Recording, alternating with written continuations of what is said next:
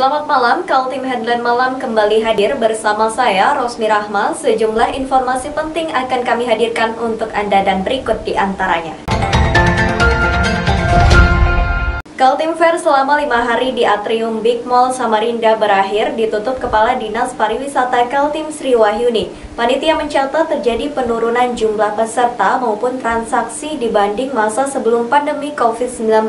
Tahun 2021 ini nilai transaksi sekitar 5 miliar rupiah. Berikut informasinya. Walau terjadi penurunan jumlah transaksi dibanding kegiatan serupa pada tahun-tahun sebelumnya, tapi penyelenggaraan Kaltim Fair Borneo Explore 2021 mendapat apresiasi dari berbagai pihak. Sebab ternyata meskipun masih dalam suasana pandemi COVID-19, kemampuan belanja masyarakat mulai bergairah kembali. Jumlah transaksi tersebut disampaikan Direktur PT ADW Bersaudara selaku event organizer Kaltim Fair Borneo Explore 2021, Windy Wardani saat acara penutupan. Data itu diperoleh dari hasil survei secara langsung terhadap omset peserta pameran seperti UMKM hingga otomotif. Dengan pencapaian pada Borneo Explore Indonesia 2021 ini, karena tadi informasinya transaksi selama 5 hari pameran itu mencapai 5 miliar.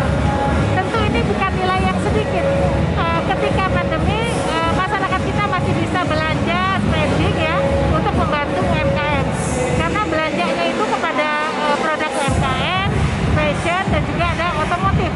Jadi ini mungkin spending yang tertunda ya, yang tertahan, tapi mereka punya momentum untuk berbelanja. Nah ini OPD terkait dan BUMN ada 31 stand, dan untuk UMKM itu ada 54 stand dan otomotif ada 4 stand. Jadi kurang lebih total 88 stand.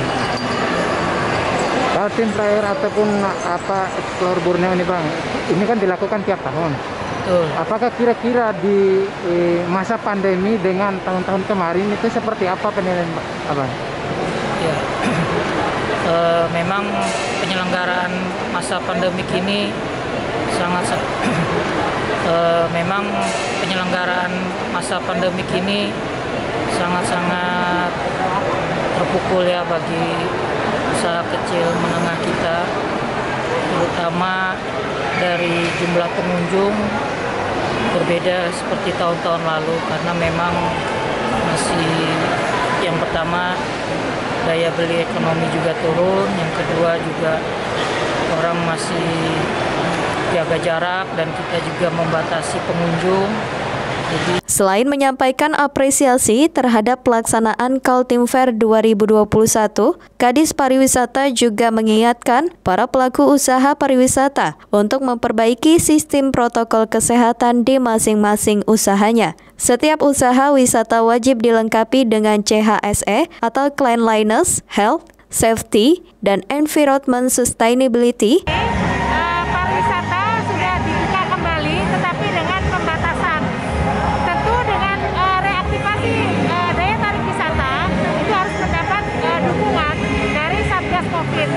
Kemudian yang kedua, ketika pariwisata dibuka untuk umum, jangan lupa untuk menerapkan yang namanya CHSE. CHSE adalah penerapan protokol kesehatan untuk sektor pariwisata, yaitu terkait dengan penyiapan sarana kebersihan, cleanliness, yang kita kenal mulai dari cuci tangan, kemudian untuk health, kesehatan, bahwa pengunjung yang masuk ke desa wisata itu diukur suhu badannya tidak lebih dari 37 derajat Celcius dengan termogan. Kemudian safety, bicara keselamatan. Nah, bicara keselamatan ini terkait dengan bagaimana kita menjaga jarak, kemudian juga lingkungannya harus ditata. Lalu yang terakhir terkait dengan environment sustainability, bagaimana pengelolaan sampah. Jadi masa pandemi ini mengingatkan kita bahwa daya tarik wisata kita harus juga memperhatikan pariwisata yang berkelanjutan. Kalau penerapan CHSE diterapkan, berarti kita sudah mulai menerapkan pariwisata yang berkelanjutan. Jadi itu harapan dari kami, semua pelaku usaha pariwisata bisa menyiapkan atau mengikuti proses untuk sertifikasi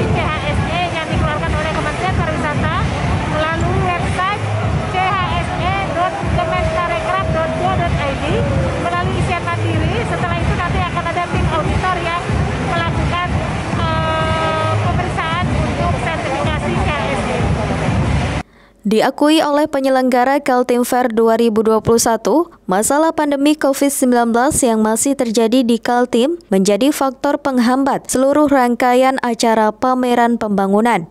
Selain peserta yang menjadi terbatas, panitia juga berusaha agar pengunjung tidak membludak yang menimbulkan kerumunan. Penyelenggara berharap tahun depan situasi sudah normal kembali. Pandemi COVID-19 ini berakhir dan kita mulai hidup normal dan UMKM kita bisa bangkit kembali dan masyarakat sudah bisa beraktivitas seperti dulu, bisa menikmati biasa expo selalu berkaitan dengan hiburan, ada artis ibu kota, ada permainan balon, istana balon, dan memang bahasanya itu Pekan Raya Kaltim atau Pekan Raya Samarinda, kan memang pestanya orang Kaltim.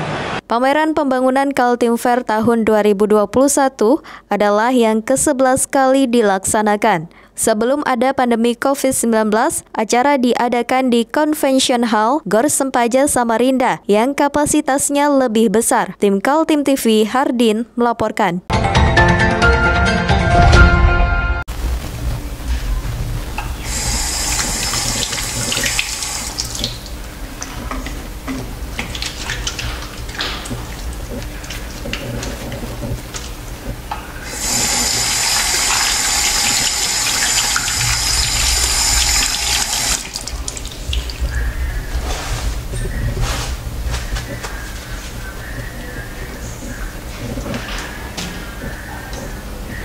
Meskipun di rumah saja, kita tetap selalu menjaga kesehatan, cuci tangan, menggunakan hand sanitizer. Ingat, mulailah dari diri sendiri. Kasus aktif virus corona kian menunjukkan tren menurun di seluruh Kalimantan Timur. Termasuk di kota Samarinda, sampai 21 Maret lalu tercatat petugas pemakaman sudah mengubur 492 jenazah di pemakaman khusus pasien COVID-19 Serayu Tanah Merah, Samarinda Utara.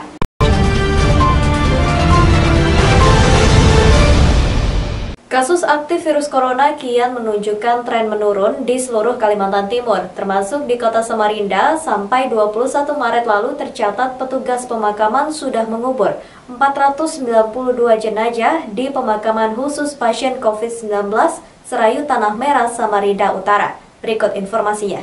Inilah suasana hari-hari petugas Satgas COVID-19 di unit pemakaman. Dalam 1 tahun terakhir, mereka selalu siap siaga untuk menjalani tugasnya memakamkan jasad yang terkonfirmasi positif virus corona maupun yang probable. Petugas unit pemakaman harus siaga walaupun harus bekerja malam hingga dini hari. Mereka mengenakan baju hazmat yang lengkap sebagai persyaratan protokol kesehatan. Jenazah yang sudah dibungkus rapi dan diletakkan dalam peti, mereka perlakukan dengan baik sampai masuk liang kubur. Assalamualaikum warahmatullahi wabarakatuh. Selamat malam. Hari ini tanggal 21 Maret 2021. Kembali tim Satgas Penanganan COVID-19 Kota Samarinda melakukan proses evakuasi pemakaman untuk 2 jenazah. Jenazah pertama berasal dari Rumah Sakit Medika Citra, berjenis kelamin laki-laki, beragama Islam dengan status probable COVID-19. Sedangkan jenazah kedua berasal dari Rumah Sakit Kudungga Sangatta, berjenis kelamin laki-laki, beragama Islam dengan status positif COVID-19. Menjadikan mereka yang dimakamkan secara protokol COVID di Serayu ini sejumlah 492 orang. Terjadi penambahan, tapi insya Allah ini semua akan berakhir. Mari tetap terapkan 4M, mencuci tangan dengan sabun, memakai masker, menjaga jarak, dan menghindari kerumunan untuk memutus mata rantai wabah COVID-19 di kota Samarinda. Angka kasus aktif di seluruh Kalimantan Timur sudah menunjukkan tren penurunan. Jika pada akhir Februari lalu kasus aktif sempat menyentuh jumlah 8.400 pasien, pada 21 Maret tersisa 4.436 pasien. Sementara untuk Kota Samarinda, walau terjadi tren penurunan, tapi posisinya masih ketiga terbesar setelah Kutai Kartanegara dan Balikpapan. Total kasus aktif di Kota Samarinda ada 750 kasus. Sementara untuk kumulatif kasus dalam setahun ini ada 11.674 kasus, dengan tingkat kesembuhan 10.619 orang. Tim Kaltim TV melaporkan.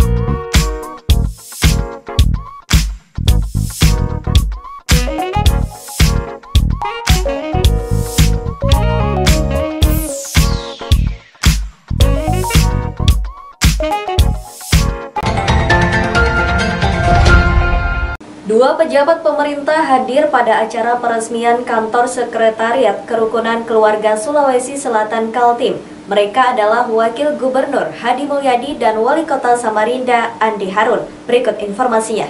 Kantor sekretariat itu berada di Jalan Sirat Salman, Ruko Grand Mahakam, Samarinda. Inilah sekretariat pertama organisasi KKSS atau Kerukunan Keluarga Sulawesi Selatan Kalimantan Timur di bawah kepemimpinan yang baru, Alimuddin Latif. Sejumlah pengurus BPW KKSS Kaltim hadir dalam acara peresmian sekretariat itu, termasuk sejumlah pejabat pemerintahan, Wakil Gubernur Kaltim Hadi Mulyadi dan Wali Kota Samarinda Andi Harun. Harapan saya sebagai Wakil Gubernur, sebagai masyarakat Kalimantan Timur, semoga KKSS Kaltim benar-benar menjadi pemersatu bagi pembangunan di Kalimantan Timur dan Indonesia.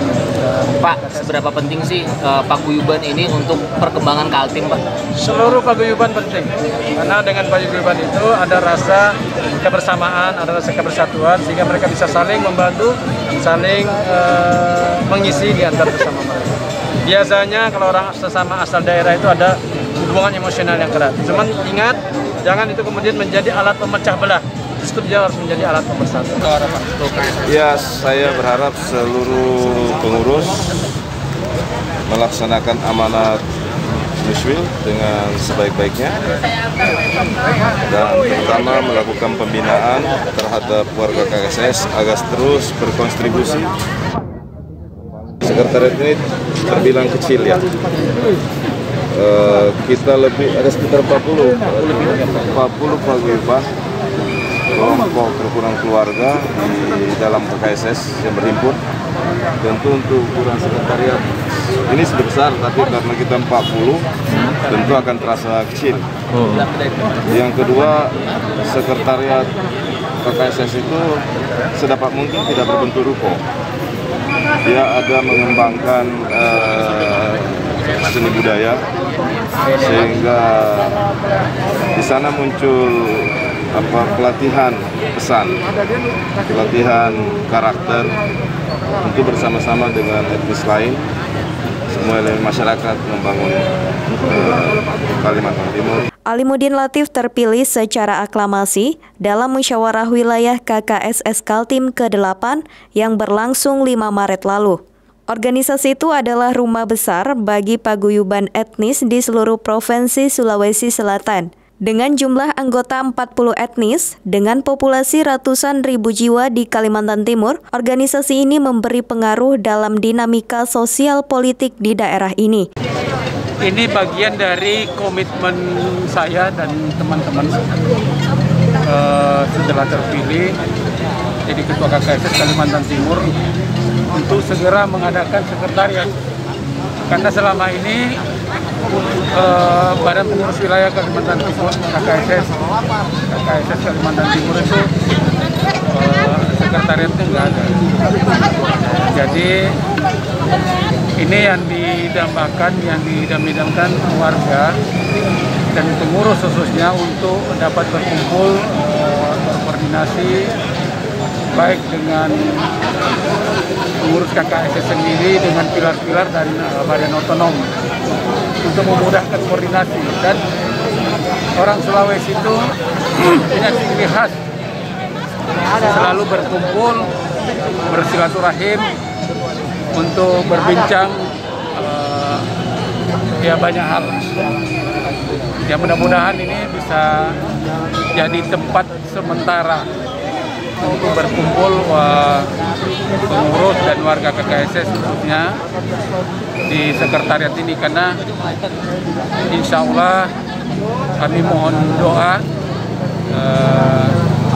kepada kita semua, mudah-mudahan dalam waktu 2 tahun Gedung Budaya Badan Pengurus Wilayah Kerukunan Keluarga Sulawesi Selatan insya Allah sudah bisa terwujud. Ya. Tim Kaltim TV, Hardin melaporkan.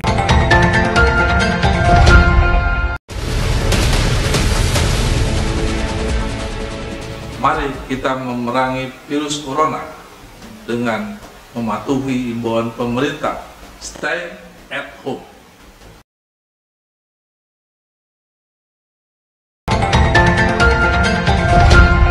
Jembatan Dondang Muara Jawa Kutai Kartanegara 2 kali ditabrak ponton. Selain mengalami penyok tiang jembatan, di bagian atas juga terjadi keretakan. DPRD Kaltim prihatin dengan kondisi tersebut, terutama bagi keselamatan para pengguna jembatan. Berikut informasinya. Sudah 2 kali kena tabrak ponton kondisi jembatan Dondang yang menghubungkan Kecamatan Muara Jawa dengan Kecamatan Sangat-Sanga, kondisinya memprihatinkan. Jembatan dengan rentang panjang 840 meter itu mengalami bengkok di salah satu tiang dan retak-retak pada bagian aspal di atas jembatan. Jadi terjadi penabrakan jembatan Dondang memang sudah 2 kali dalam kurun waktu kurang lebih 3 bulan. Yang pertama sampai sekarang belum selesai, kapal masih kita oleh KUPP masih ditahan, dan yang tabrakan yang kedua ini juga masih dalam proses. Tapi selaku operator pandu dan asistunda di jembatan, PT ADB Anugerah Dondang Bersaudara itu bertanggung jawab untuk menyelesaikan, dan pemiliknya juga, pemilik kapal, takbut dan tongkang itu juga bertanggung jawab. Sejauh ini kami belum ada koordinasi lebih lanjut, tapi pada prinsipnya mereka akan selalu memberikan informasi perkembangan.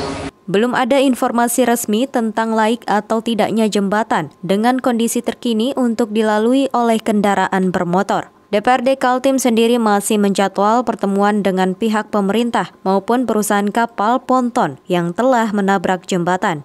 2 kali insiden menabrak jembatan terjadi. Pertama pada bulan November 2020 lalu, kemudian yang kedua pada 2 Maret 2020.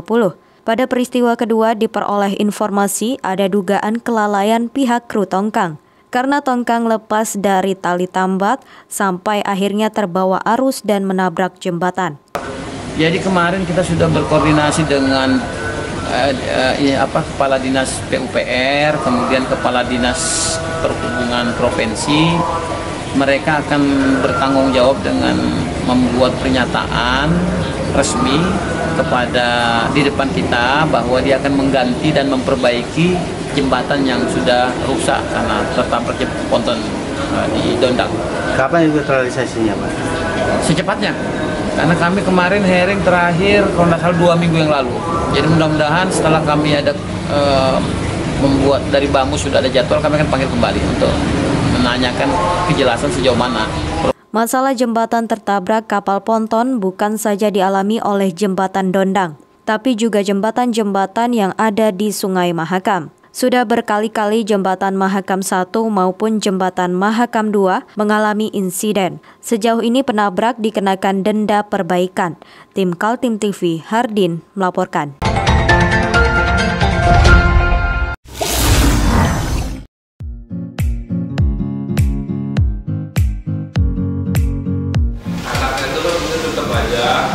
Cara mudah beriklan digital di Kaltim TV.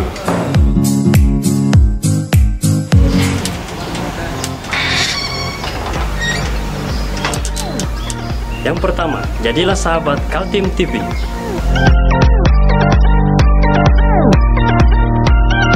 Dengan Rp1 juta para sahabat mendapat 20 kali tayang di slot berita kamu.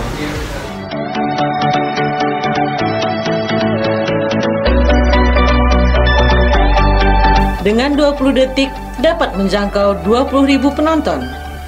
Anda beruntung karena mendapat kesempatan perdana dari kami. Ayo jadilah sahabat Kaltim TV.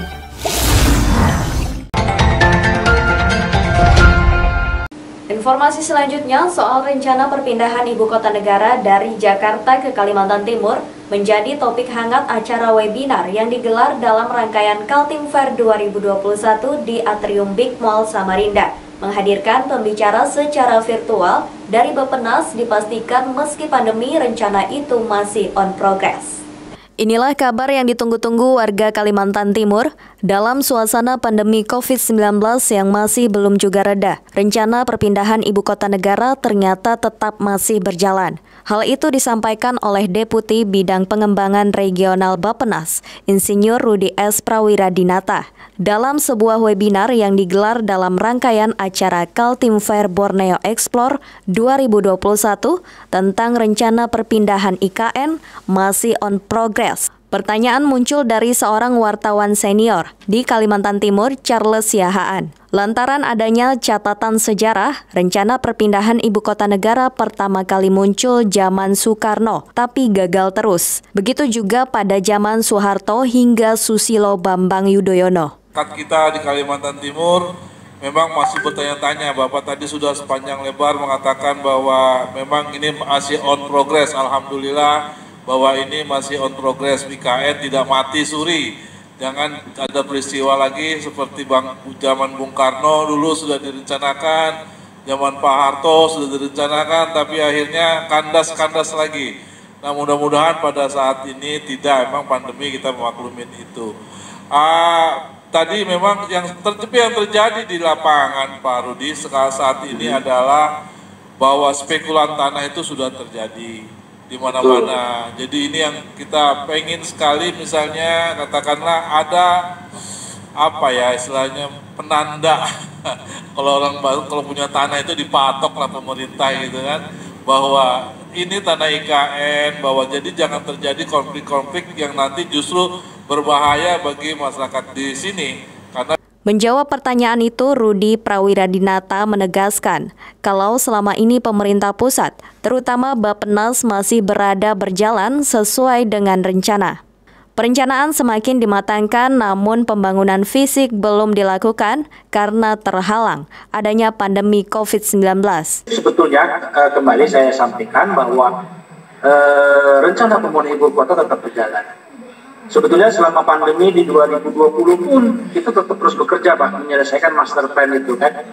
Jadi alhamdulillah master plan sudah selesai, rencana tata ruang juga sudah selesai, kemudian kajian lingkungan hidup strategis juga sudah selesai. Jadi ya, itu yang sudah kita siapkan. Kan memang persiapan dan tantangan masih dalam perencanaan gitu kan. Nah itu menunjukkan bahwa memang kita masih rencana membangun ibu kota tetap berjalan. Ya kembali tadi kendalanya itu karena ada pandemi kan, jadi itu yang membuat pemerintah tentunya menunda tanda kutip pembangunan fisiknya. Sebetulnya kalau direncanakan dulu itu kan pertengahan Agustus 2020 sudah groundbreaking. Di awal ternyata 2021 gitu kan, Januari itu sebenarnya dimajukan karena proposal juga ini lebih cepat. Jadi di Januari paling tidak sudah di Agustus 2020 sudah direncanakan seperti itu. Namun dalam perkembangannya karena ada pandemi ini, ya otomatis semua di hold. Jangankan IKN yang besar, ya kegiatan-kegiatan semua pun direfocusing untuk difokuskan ke penanganan pandemi COVID-19 ini. Sebelumnya beredar berita tahun 2021 ini, pemerintah pusat segera melakukan peletakan batu pertama di lokasi ibu kota negara yang letaknya berada di perbatasan Kabupaten Penajam Pasir Utara dengan Kabupaten Kutai Kartanegara. Tim Kaltim TV, Hardin melaporkan.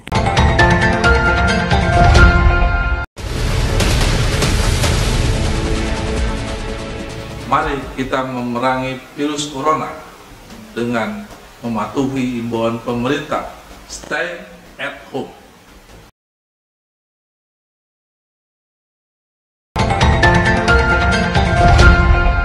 Demikian Kaltim Headline Malam edisi kali ini. Informasi lainnya dapat Anda simak melalui situs website kami www.kaltim.tv, channel YouTube dan fanpage Facebook Kaltim TV. Jangan lupa untuk selalu patuhi protokol kesehatan. Saya Rosmi Rahma bersama kerabat kerja yang bertugas pamit undur diri. Selamat malam dan sampai jumpa.